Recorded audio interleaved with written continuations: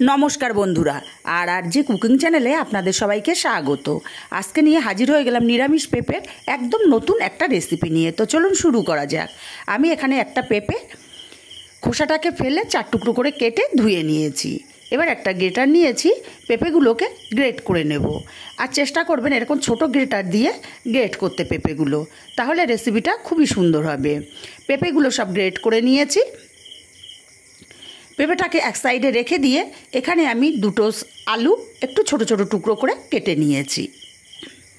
আর নিয়েছি কিছুটা সোয়াবিন, গরম জলে 10 মিনিট ভিজিয়ে ভালো করে ঠান্ডা জলে ধুয়ে তারপরে সোয়াবিনগুলোকে 2 টুকরো করে ছিঁড়ে নিয়েছি। এবার গ্যাসে একটা কড়াই বসিয়ে দিয়ে দেবো 1 চামচ তেল। তেলটা গরম করে এখানে অল্প একটু লবণ দিয়ে দিলাম আর সামান্য একটু হলুদ দিয়ে দিলাম।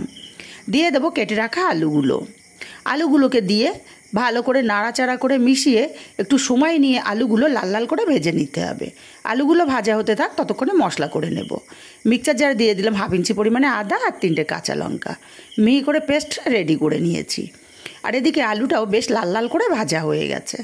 এখন এই আলুর সঙ্গে দিয়ে দেব সোয়াবিনগুলোকেও আলুর সাথে বেশ লাল লাল করে ভেজে নিতে হবে, এতে করে রেসিপিটা খেতে দারুণ লাগবে।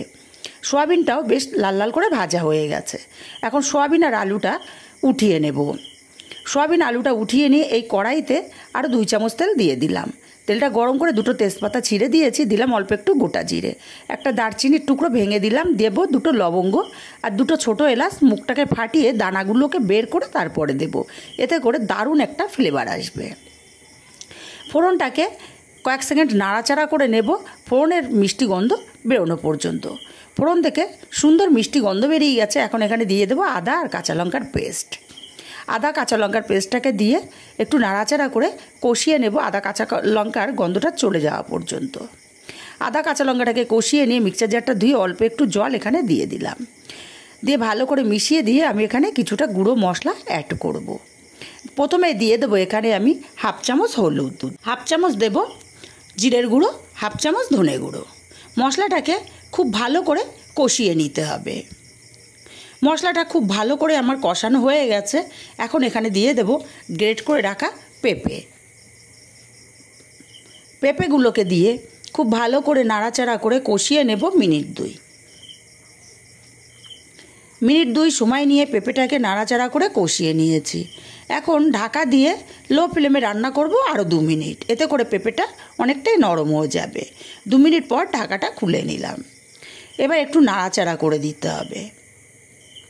নাড়াচাড়া করে এখানে দিয়ে দেবো ভেজে রাখা আলু আর সোয়াবিনটা। স্বাদ মতো লবণটাও আমি এখন দিয়ে দেব। ভালো করে নাড়াচাড়া করে মিশিয়ে দেব। খুব ভালো করে নাড়াচাড়া করে মিশিয়ে দিয়ে আমি আবারও ঢাকা দিয়ে মিনিট খানিক রান্না করে নেব। বন্ধুরা, এই রেসিপিটা এতটাই টেস্টি হয়, আমার রিকোয়েস্ট থাকলো বাড়িতে একবার হলেও বানাবেন। মিনিট খানিক পর ঢাকাটা খুলে নেব।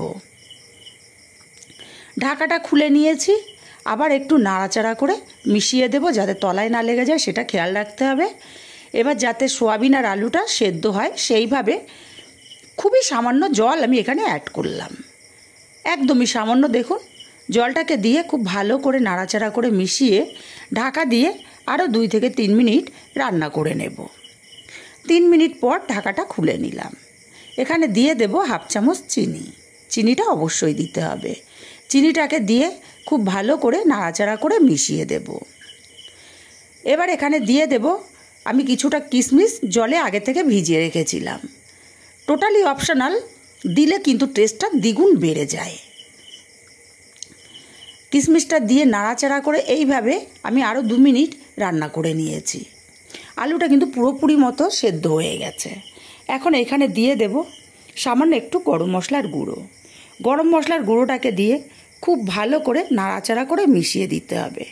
যারা পেঁপে খায় না তারাও কিন্তু চেটে পুটে খাবে। আপনি যদি না বলে দেন কেউ বুঝতেই পারবে না এটা যে পেঁপের তরকারি, এতটাই টেস্টি হয়।